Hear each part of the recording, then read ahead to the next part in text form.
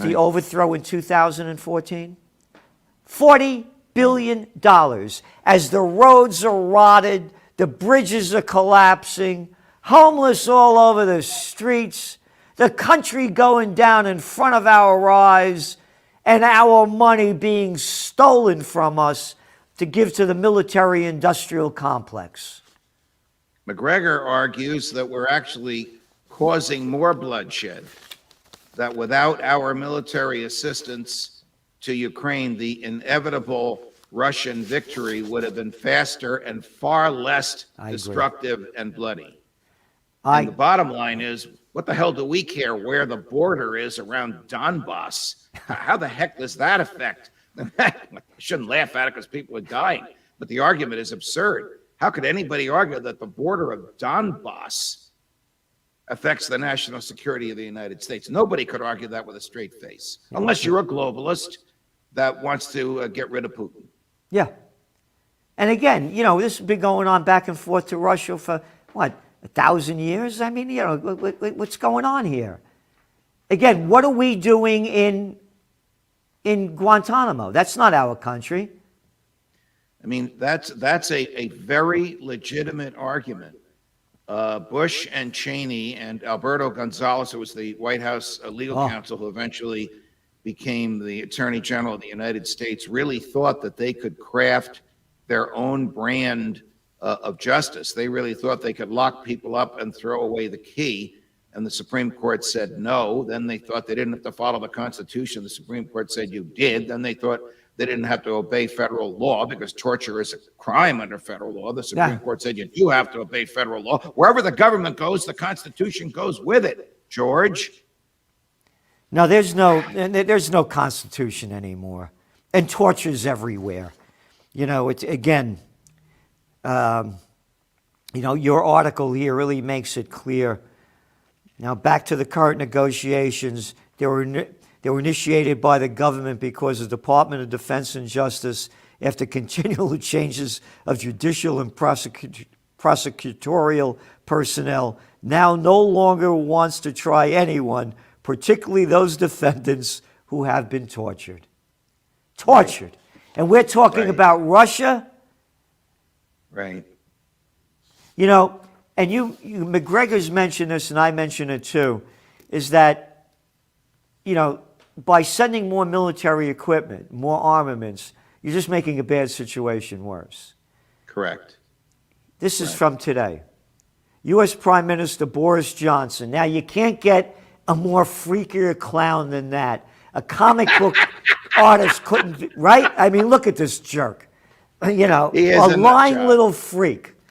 Here's a picture of him. He is not a, he is no Maggie Thatcher. He is not a, that's him. That's him. He's not posing for that. That's him. That's him. I don't know what. So he comes out and says that he wants to provide Ukraine with, quote, more lethal military aid. And it goes on to help the country repel the Russian attack. Yep. Admiral Tony Radakin, the Chief of Defense for the UK, was said to have started at the same meeting that the UK was moving toward, quote, a new phase of its support for Ukraine. According to Boris Johnson, he said a defense source told the outlet that Ukraine needs, quote, longer range deep fires, including heavy artillery. And for the U.S. to provide Ukraine with anti-ship missiles and more advanced air defense systems. Johnson promised an additional 6,000 anti-tank and high-explosive missiles to Kiev. Isn't this brilliant? They want war. And they're agitating for it. I mean, if they assemble all this military equipment at that air base in Poland that's 15 miles from the Ukraine border, what's to prevent Putin's people from bombing that air base before the equipment makes its way into the Ukraine hands? That would actually be a more humanitarian way of fighting the war. But then that brings NATO in. That's right. So they are practically daring Putin to attack a NATO country. That's how much they want war. Yeah, I mean, these are their words. Nobody's talking about peace. And again, let's put this into perspective. What if Russia and China supplied the Iraqis with weapons to defeat the United States and NATO? What if China and Russia just provided the Taliban with more weapons to defeat America and NATO in Afghanistan? What if Russia supplied more, and China, more armaments to stop NATO from destroying Libya? Oh, then it would be terrible. But it's okay for the United States to get involved in somebody else's war that we have no business being involved in, and NATO being involved in it. Correct.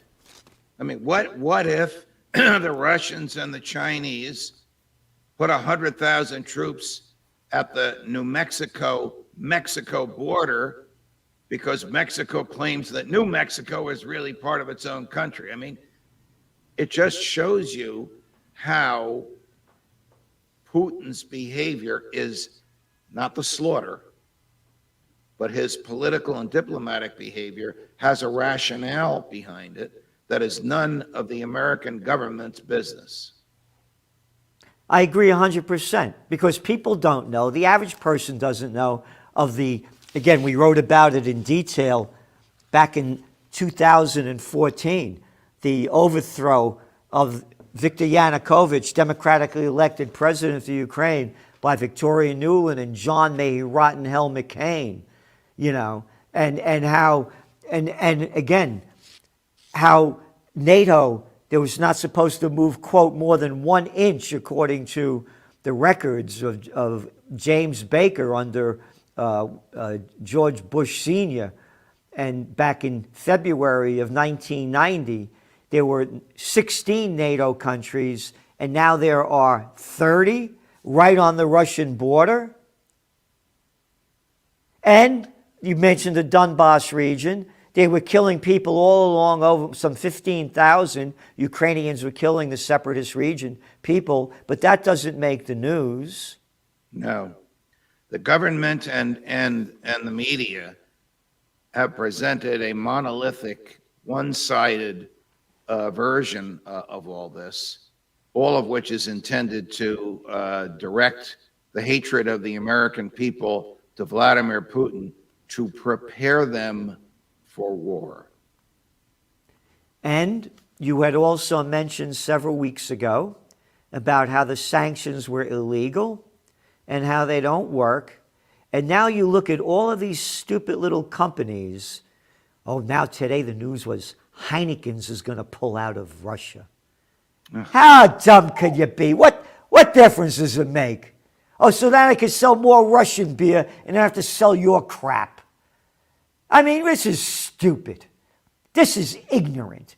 And what it is, it's building the foundation for war, because the hatred of the Russians has now been set. And the people hate Russians regardless of who they are, where they are, and what they are.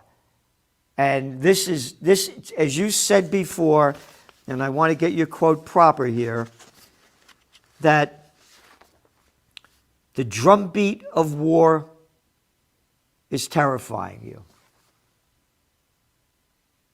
It is.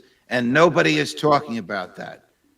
Not even the Pope. Nobody is talking about the terrors of the drumbeat of war and the values of peace. Yep, the values of peace. And that's Judge Andrew Napolitano, a real justice of peace, a defender of freedom, a man of dignity and respect. Thank you so much for being on. And again, there's no authority out there with the judicial background that you have to talk about these issues. And we need the Constitution and our Bill of Rights restored to us, or else we're going to be living and that we'll be hearing live that drumbeat of war that's terrifying all of us. Thank you, Judge. Thank you, Gerald. All the best.